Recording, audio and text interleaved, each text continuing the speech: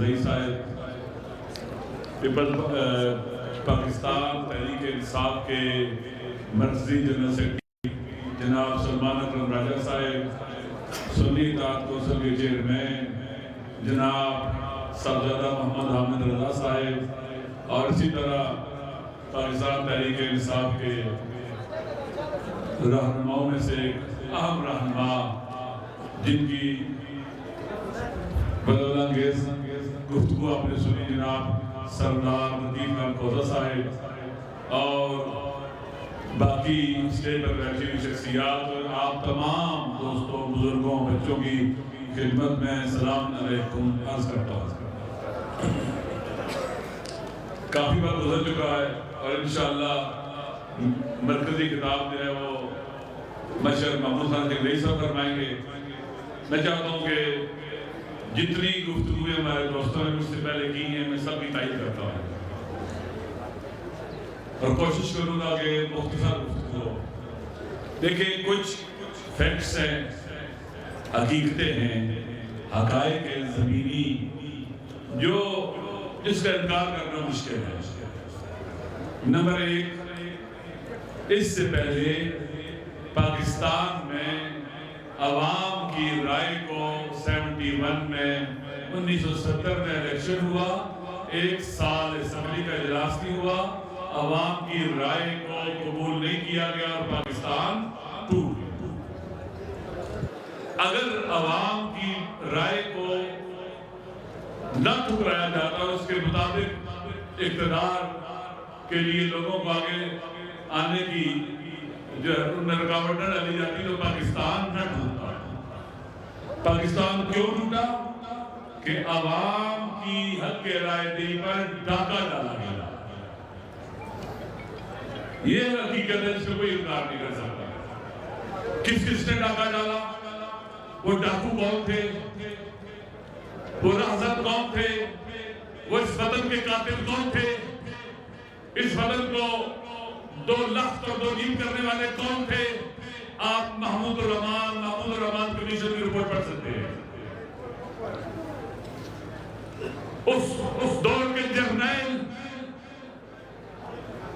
और बाज़ शख्सियत इक़्तिदार के भूखे, इक़्तिदार के रसिया और इक़्तिदार की लाश पर कुत्तों की तरह, लेकिन उस आइन पे अमल नहीं हुआ। फिर मार्शल लॉ लग गया। मार्शल लॉ जिसकी सजा आइन में मौत है, सजाए मौत है, और उस दौर की अदलिया ने जस्टिस मुनीर की तरह, जस्टिस मुनीर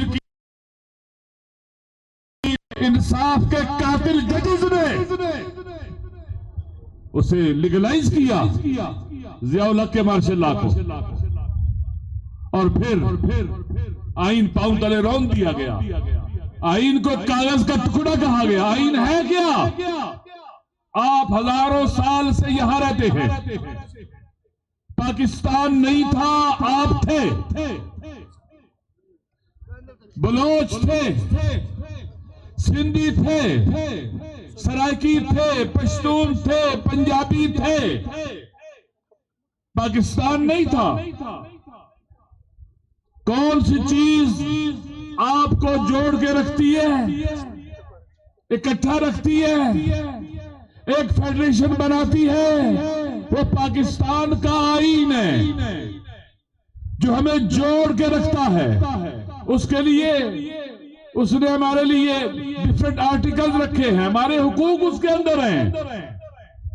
आईन किसी भी फेडरेशन के अंदर उसके अवाम की उमंगों का तर्जुमान होता है, उनकी तहजीब, उनके तमद्दुन, उनके अफकार और नजरियात का तर्जुमान होता है आईन, दस्तूर। लेकिन आईन के साथ खिलवाड़ होता रहा। ज़ियाउल हक का martial law, general Pervez Musharraf commando का मार्शल लॉ, ये सब इन लोगों को फांसी चढ़ाना चाहिए था। ये आइन शिकल थे, आइन के कातिल थे, और आइन पर हमला पाकिस्तान की फेडरेशन पर हमला है, इसमें कोई शक नहीं है। इन्होंने, आप देख ले, हम मुख्तलिफ तहजीबें, तमद्दुन, तारीख के हामिल लोग आईने में इकट्ठा किया, एक कौम बनने की तरफ सफर करना था। पश्तून एक अजीब तारीख के हामिल है, इनकी एक तहजीब है, इनका एक तमद्दुन है, इनका शेर है, लिटरेचर है, इनकी रसूम और रवाज है जो बहुत रिच है, इनके रवैये हैं, खूबसूरती है उसके अंदर। इसी तरह से बलोच तहजीब और तमद्दुन, उनके शुअरा, उदबा, लिटरेचर, तारीख, रसूम और रवाज, हजारों साल तारीख, सदियों पर वही तारीख, एक खूबसूरत तहजीब और तमद्दुन और तारीख के हामिल, वफा, हिम्मत, जुर्रत, गैरत, हमीयत। इसी तरह से वादी महरान, सिंध की सरजमीन, शाह अब्दुल लतीफ बटाई की सरजमीन एक रिच तारीख की हामिल है, एक अजीम तहजीब और तमद्दुन की हामिल है। बड़े बड़े शायर, अदीब, वो लोग जो अवाम के तर्जुमान थे, उस खित्ते और सरजमीन के बेटे थे, इंतहाई खूबसूरतियों का हामिल मंतका और इलाका और लोग, इकट्ठे रहने वाले, मुसलमान, गैर मुसलमान, किस तरह इकट्ठे रहते थे वहां पर। बेहतरीन नमूना था बाहमी भाईचारे के साथ रहने का। इसी तरह से सराइकी इलाका, अजीम इलाका, अजीम तहजीब व तमद्दुन, अजीम शुअरा, पंजाबी, बुल्ले शाह, वारिस शाह, शाह हुसैन, बाहू और बड़े बड़े शुअरा और उदबा की सरजमीन, तहजीब व तमद्दुन का मरकज। इसी तरह से गिलगित बल्तिस्तान की सरजमीन, सदियों पर मुहित, वहां के लोग आबाद है। वहां पर ये मालिक थे अपनी जमीनों के, अपने इलाकों के मालिक थे।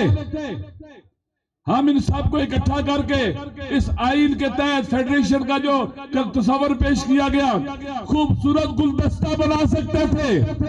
मुख्तलिफ मसालिक भी यहाँ मौजूद, मज़ाहिब भी मौजूद, एक बेहतरीन इंसानी जिंदगी का नमूना पेश कर सकते थे।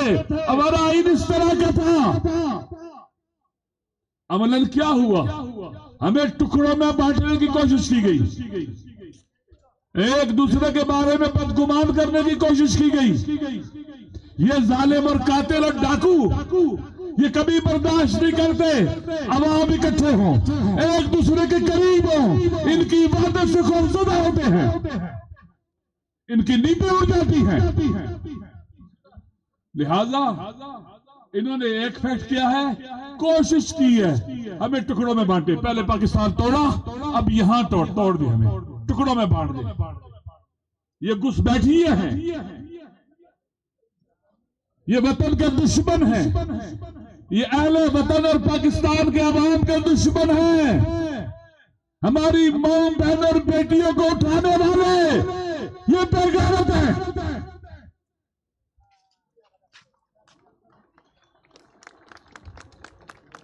ये बेहया और बेशरम है।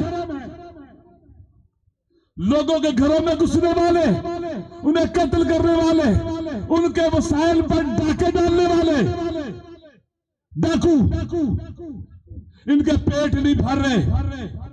इन्होंने बहुत कुछ लूटा है इस वतन का, बहुत कुछ लूटा है, इनके पेट नहीं भर रहे।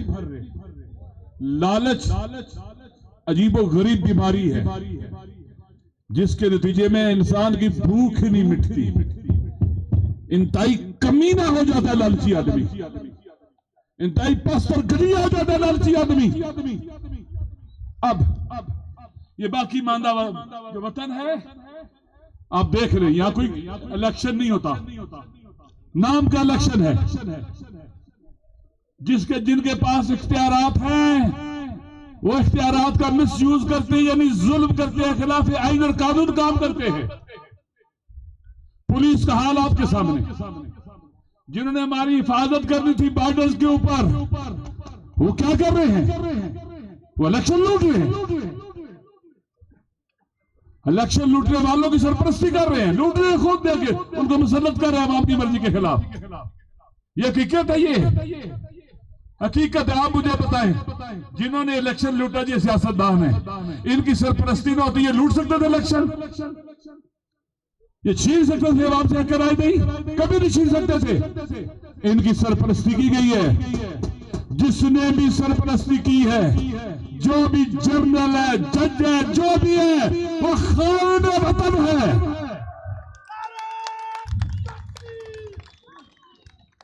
वो खाइन वतन है। उसने पाकिस्तान से दुश्मनी की है।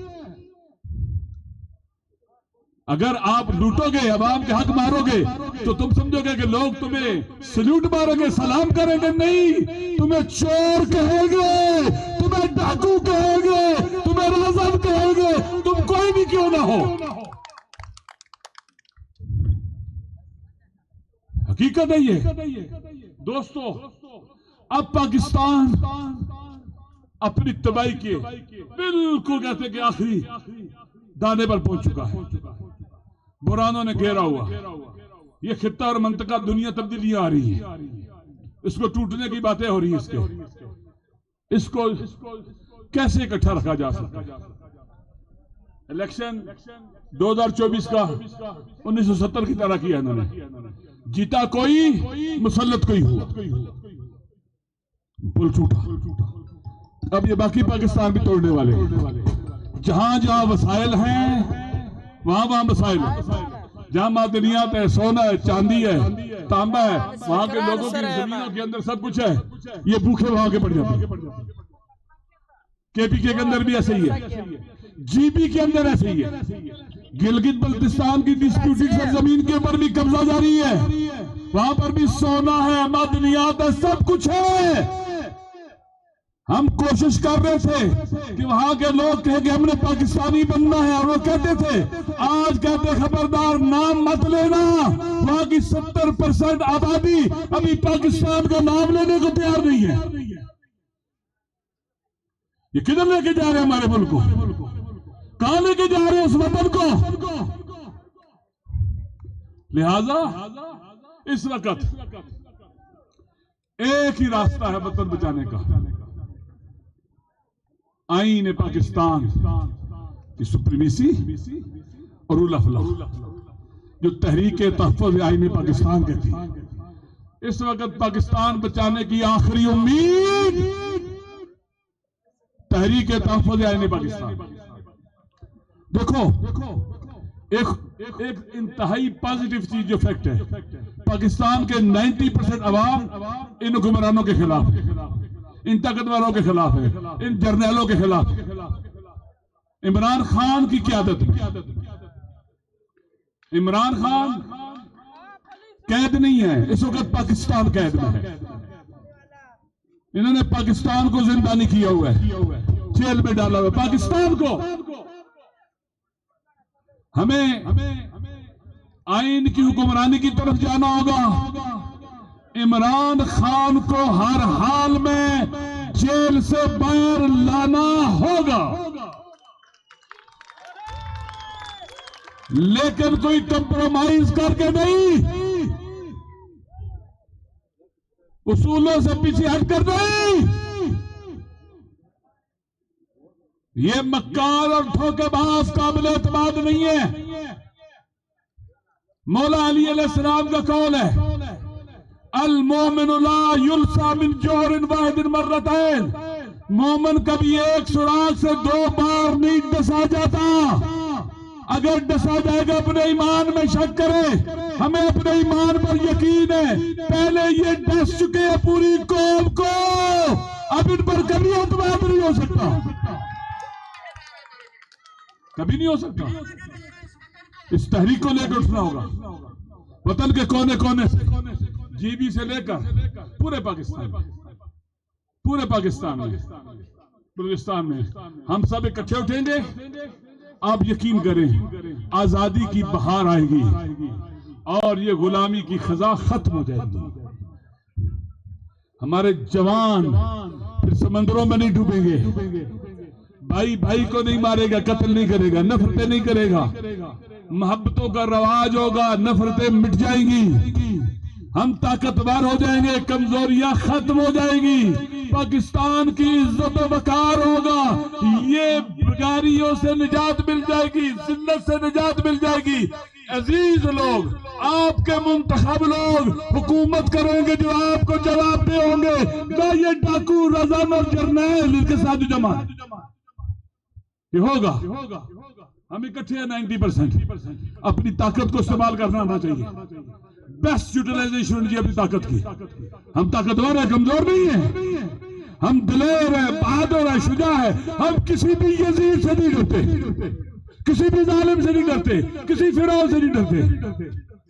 अवाम असल ताकत है, अल्लाह के बाद आप ताकत है। इब्राहिम अलैहिस्सलाम अल्लाह के नबी थे, अवाम ने साथ नहीं दिया, नमरूद की हुकूमत थी। हजरत मूसा अलैहिस्सलाम नबी थे, अवाम ने साथ ही दिया, फिरौन की हुकूमत। नवासे रसूल था इमाम हुसैन अलैहिस्सलाम, अवाम ने साथ ही दिया, यजीद कातिल की हुकूमत। अवाम असल है, आपने उठना होगा। आप कुछ सोचे, अगर एक दिन फकत पाकिस्तान के अवाम सड़कों पर निकल आए, जहां रहते हैं, जिस इलाके में रहते हैं, आप यकीन करें इन जालिमों को छुपने की जगह मिलेगी? कभी नहीं मिलेगी। आप ताकतवर हैं।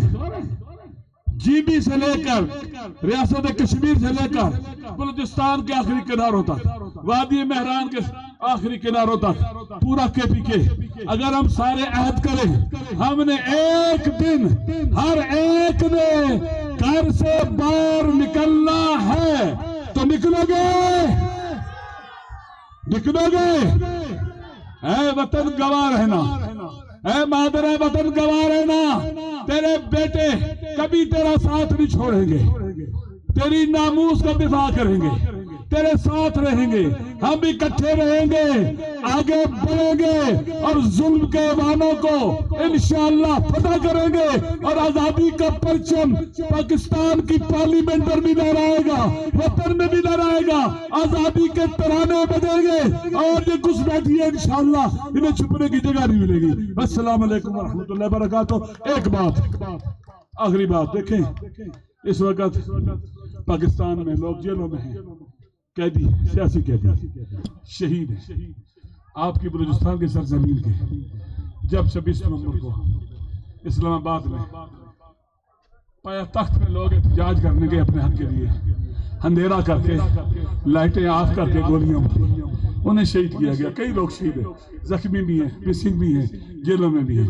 इनमें दाऊद शाह जी ने मुझे कहा, जो PTI के सदर हैं बलूचिस्तान के, शहीद अहमद वली हमारा भाई, हमारा बेटा, इस वतन का बेटा, मादरे वतन का बेटा, खाली हाथ गया था, गोलियां लेके नहीं गया था, असला लेके नहीं गया। अब्दुल रशीद शहीद, इसी तरह से और लोगों के भी शहीद, हर रोज शहीद होते हैं इस वतन के बेटे। आप यकीन कर लें, हम दुआ करते हैं, खुदाया इन सबको शहादत का अजीम अजर अता फरमा। जो इस वतन के बेटे इस वतन की खातिर मारे गए, खुदा सब शहीदों को उनकी शहादत का अजीम अजर अता फरमा, उनकी मदद फरमा, उनके पसमानदगान को सब्र अता फरमा और सब्र का अजर अता फरमा। और खुदाया हमारे जो दोस्त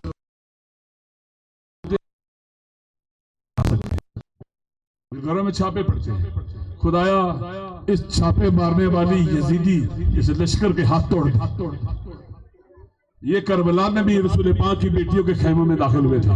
इन्होंने औरतों के सरों से चादरें उतारी थी, इन्होंने औरतों के सरों पे चादरें रखने के बजाय चादरें उतारी थी। हम इस वक्त जो हमारे भाई सरदार अख्तर जान साहब वहां धरना पे दिए बैठे हैं, हम कल गए थे उनके पास। हम उनके तमाम मुतालबात की हिमायत करते हैं, जो भी उनके मुतालबे हैं। जिन खवातीन को उठाया है आपने, कैदी किया है, जेलों में डाला है, खुदा के लिए थोड़ा सा शर्म करो तुम लोग, कुछ तो शर्म करो, दिखावे की शर्म करो और उन्हें आजाद करो।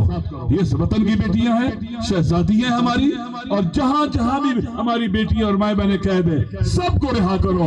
अगर तुम में कोई माँ बेटी की कदर कीमत है, अगर तुम इंसान हो तो इन सबको रिहा करो, छोड़ो इनको और इस वतन को बेहतरी की तरफ जाने दो। अस्सलाम वालेकुम व रहमतुल्लाहि व बरकातहू।